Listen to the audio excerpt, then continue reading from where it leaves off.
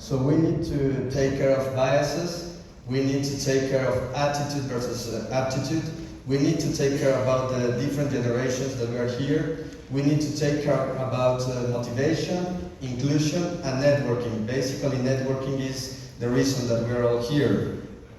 So, okay, but what are biases? This word is kind of new for me in the last few years, so maybe for some of you it's also new. Well, biases, it's disproportionate weight in favor or against an idea or thing, usually in a way that it's close-minded, prejudicial, or unfair. People may develop biases or against individuals, group, or some kind of stuff. So how these biases affect our work environment?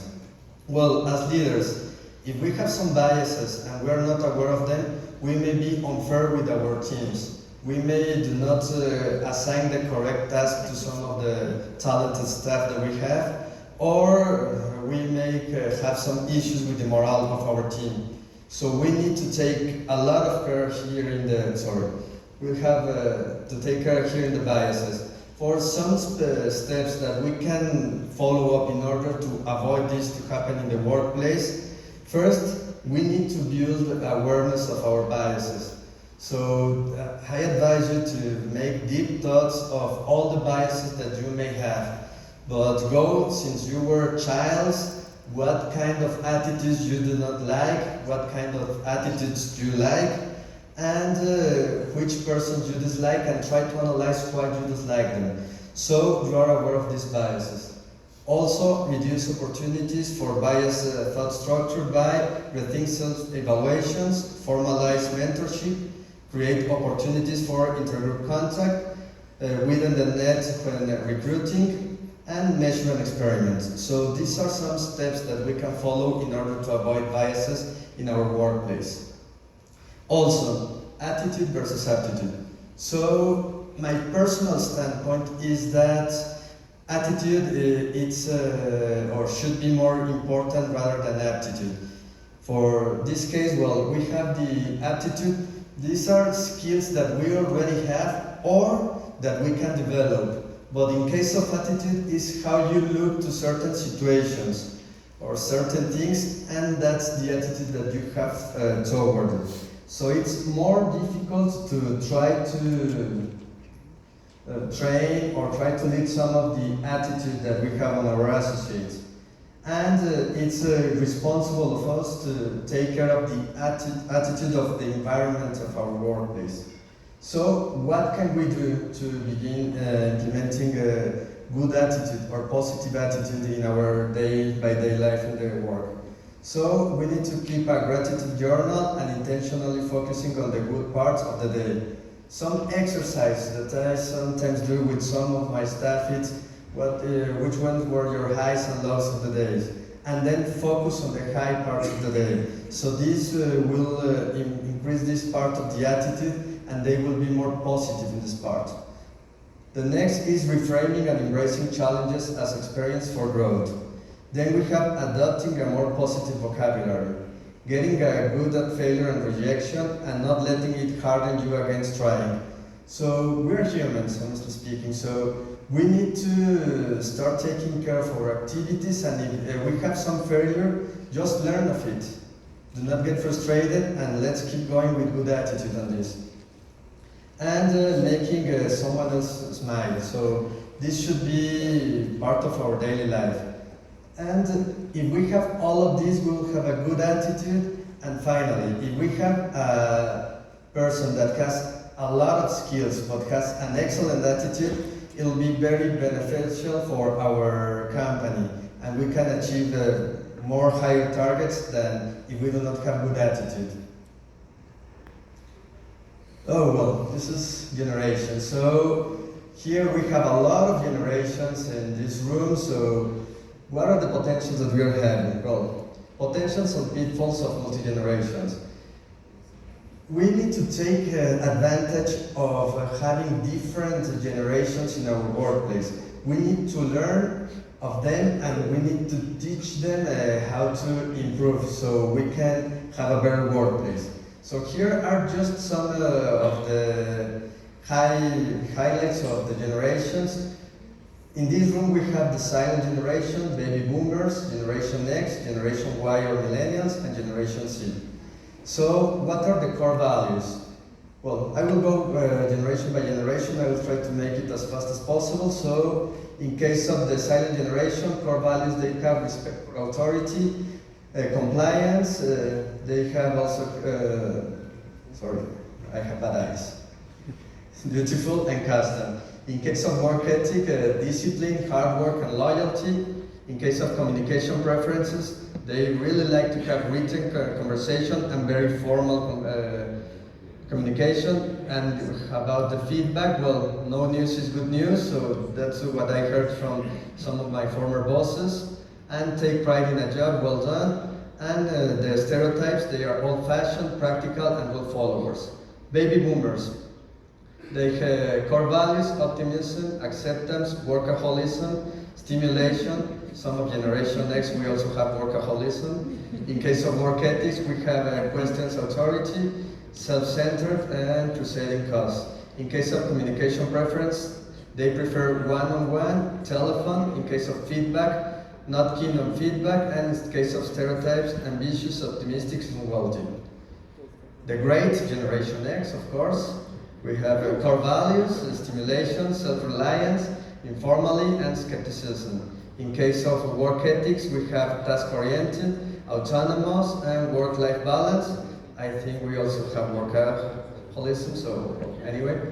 In case of communication preference, well, we prefer direct communication, email or text messaging. In case of feedback preference, direct. And in case of stereotypes, self-centered, risk-takers, and I do not know why they think we are cynical. Well, anyway. In case of Generation X, that it was really hard for me when I started working with millennials. It's kind of tough, but we need to know how to work with all generations. So in case of millennials, we have core values, realism, self-direction, goal-focused, and purpose. In case of work ethics, multitasking, what's next, and eagerness. Communication preference, they have text messaging and social media. In case of feedback preference, require lots, instantaneous, stereotypes, job hoppers, tech-dependent, and work-to-life. And we also have a Generation Z, which they have core values, uniqueness, authenticity, creativity, shareability, work ethics, flexibility, self-reliant, personal freedom, communication, digital natives, handheld devices, feedback preference, bite-sized, immediate, real-time, and stereotypes, constantly connected, distracted, apathetic, and multitaskers. So we need to know all the generations.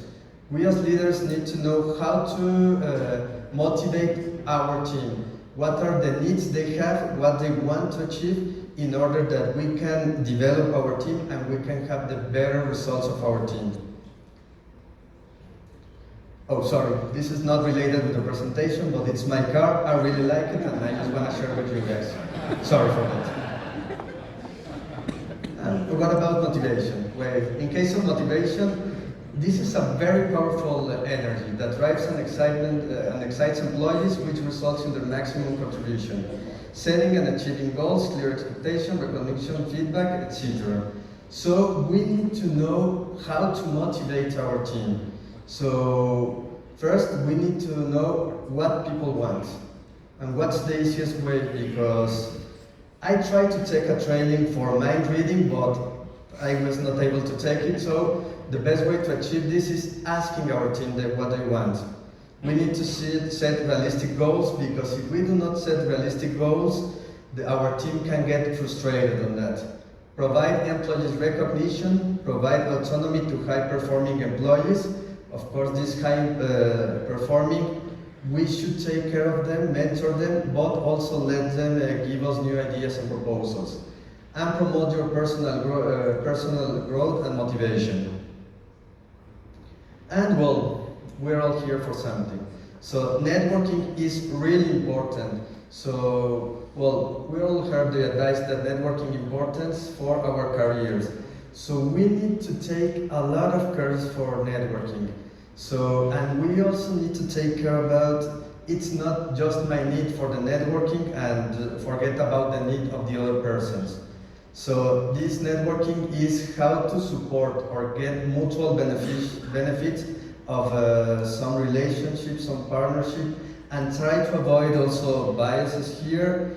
Keep an open mind, because if we just have networking with the persons that we are alike, our networking will be really small. So we need to have a huge network, and this network will give a lot of benefits for all of us. So I don't think it's good to know everything, but it's really good to know the telephone of the other person that you can call to ask some questions that you do not know. So networking is really important, and this event is mainly more about networking.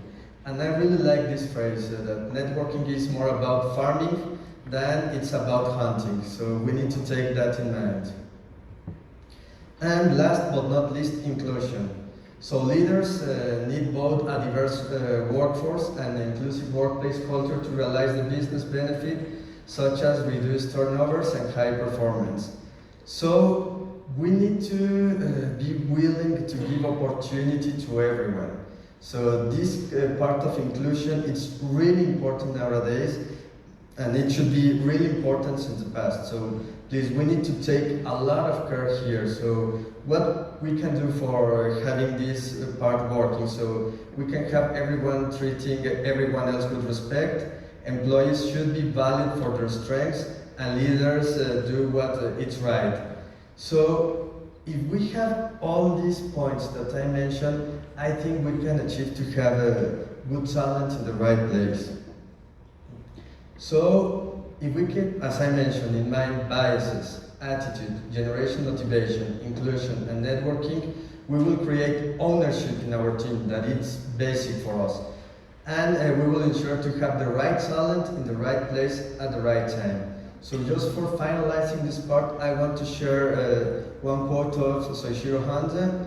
If you hire only those people you understand, the company will never get people better than you are. Always remember that you often find outstanding people among those you don't particularly like. So this is all, and I appreciate your time. Thank you very much.